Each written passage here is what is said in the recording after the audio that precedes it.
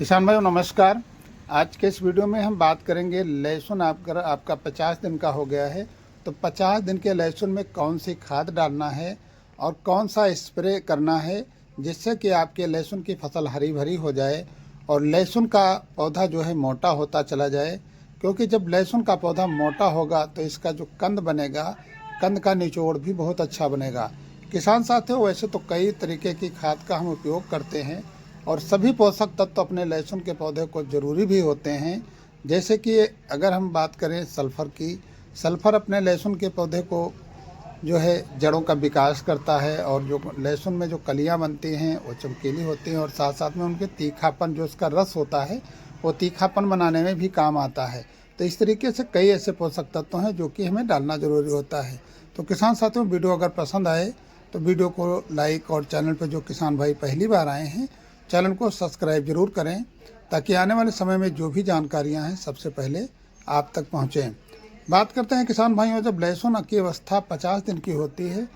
और जो हमारा बेसल डोज आपने डाला है वो बेसल डोज का धीरे धीरे असर कम हो जाता है और ये 50 दिन की अवस्था पे अपने लहसुन की फसल को कई ऐसे पोषक तत्वों की फिर से ज़रूरत पड़ जाती है। किसान साथियों, अगर आपके लहसुन में पानी लगाने वाला है, अगर आप सिंचाई करने जा रहे हैं या फिर आप निकाई गुड़ाई करने जा रहे हैं, इसके बाद पानी लगाएंगे तो उस समय आपको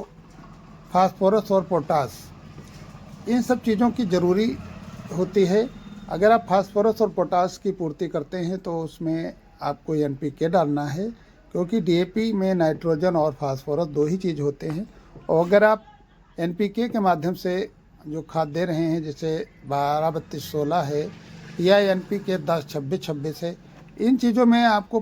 अपने पौधे को पोटास की पूर्ति जो आप अलग से करते हैं उसको नहीं करना है। तो इसलिए आप एनपीके का प्रयोग ज़्यादातर अगर आप उपलब्ध हो तो करें, या फिर अगर एनपीके उपलब्ध नहीं है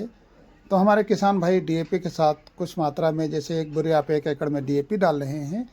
तो 15 से 20 किलो या फिर 20 से 25 किलो के आसपास, इससे ज़्यादा नहीं, आप पोटास जो मोरेट ऑफ पोटास आती है उसका मिला करके आप बुआई कर सकते हैं। हमारे कई किसान भाई जो है डीएपी के साथ जो चिलेटेड फॉर्म में जो अपने वह आती है पोटास 0050, उसका भी 1 एकड़ में 7 से 8 किलो का प्रयोग कर देते हैं इसी डीएपी के साथ। तो इसका भी उपयोग कर सकते हैं, जिससे कि आपके लहसुन के तना जो है वो मोटा होता चला जाएगा और 50-60 दिन का जो लहसुन होता है उसमें छोटी छोटी गांठ बनना शुरू हो जाता है। तो जो ये गांठें हैं यही धीरे धीरे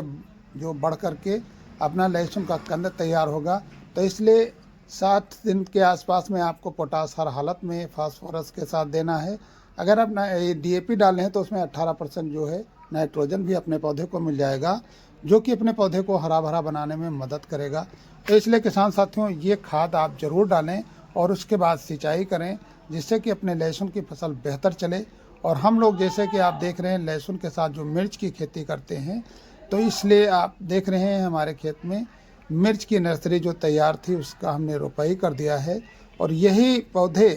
आने वाले समय में आपको लहसुन खुदने के बाद मिर्च की जो बेहतर खेती हम अपनी दिखाते हैं, वही ये जो आप पौधे देख रहे हैं, यही पौधे जो छोटे छोटे लगे हैं ये बढ़ कर के तैयार हो जाएंगे और लहसुन के खुदाई के बाद मिर्च का काम शुरू हो जाएगा। तो फिर मिलेंगे अगली जानकारी के साथ अगले वीडियो में। तब तक के लिए नमस्कार।